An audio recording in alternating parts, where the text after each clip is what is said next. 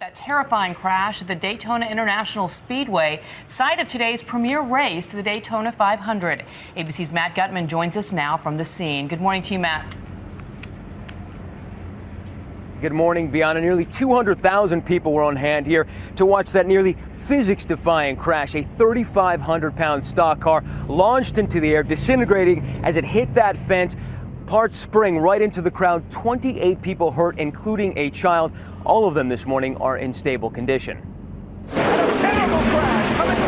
This morning, fans and drivers alike recovering from near death at Nascar. The stuff was flying everywhere. It was like he was in a war zone. This massive shotgun blast of debris into the stands came after this tangle of cars in the last lap. And contact! Watch these cars pirouetting towards the finish line when Kyle Larson's number 32 is launched airborne. The front of the car was gone and the rest of the car was sitting in the stands. In this video shot by a fan, you can see hunks of steel shooting into the stands. Oh my God! One of his tires flies over the fence and into the stands. This 25-pound car tire plunged 10 rows into the packed stands. Nearby, Terry Huckabee rushed to the aid of his brother Eddie, whose leg was slashed by a 3-foot piece of shrapnel. I grabbed my belt and tied it around his leg, and that seemed to help because it cut down the bleeding. Rescuers came quickly, but more than 24 were hurt, 2 of them critically. But dedicated fans say the accident won't keep them from being at NASCAR's premier race later today, the Daytona 500. I got hit by an engine or a part of an engine, and I got a broken leg. But I'm not going to miss the race tomorrow. Not even this man you see skipping over, then ducking the onslaught of debris. Stuff flying everywhere, fluids, parts, pieces. Crashes are a well-known part of the NASCAR experience. Watch this 25-car pileup in 2012, and in this Carl Edwards crash in 2009, 8 fans were injured. Oh my gosh. Welcome back to Daytona International Speedway. But it's gender, not carnage, that will have millions of fans glued to the Daytona 500 today. For the first time ever, a woman, Danica Patrick, leads the race after winning pole position, a coveted spot at the front of the pack. Now, race officials say that they've been working through the night to get the track ready to go today and, of course, mend that fence, but they could get a little bit of extra time. It could rain today, so we could see some delays. Dan? Matt Gutman, thank you. Let's bring in Alan Bestwick now, who was on the scene calling the race for our partner network, ESPN. Alan has 25 years of trackside experience. Alan, thank you for being with us this morning. Let me ask you, on the air yesterday, you described this crash as shocking but not surprising. Those were your words. What did you mean by that?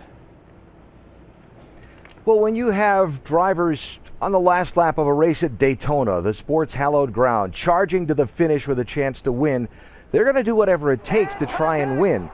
And when people are racing, doing whatever it takes at nearly 200 miles an hour, we shouldn't be surprised when the unexpected happens.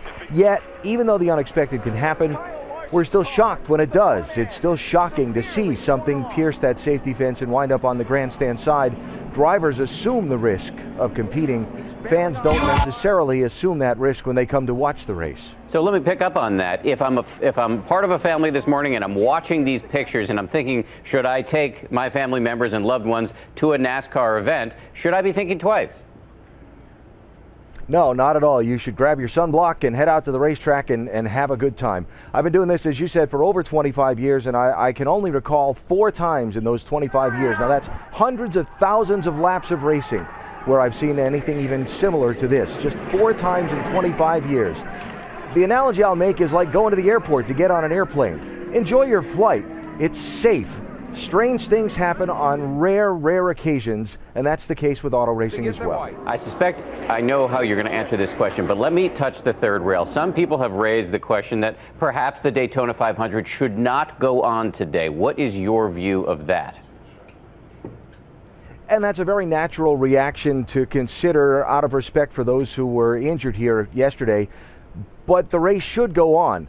Just as in every other area of life, we carry on. The drivers today have a chance to win the biggest prize in their sport, the Daytona 500. They've been preparing for this for 3 months. Fans, some of them you heard in your own report, have been planning to come here for a year on vacation to see this race.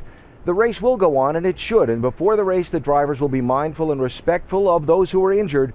But once the race starts, they'll be looking to win the sport's biggest prize.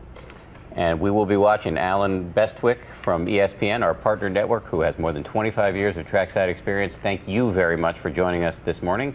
And Bianna, over to you. You know, I know he still says it is safe, but it's incredible watching that video of the car parts really acting as killers, Missiles. potentially. Yep.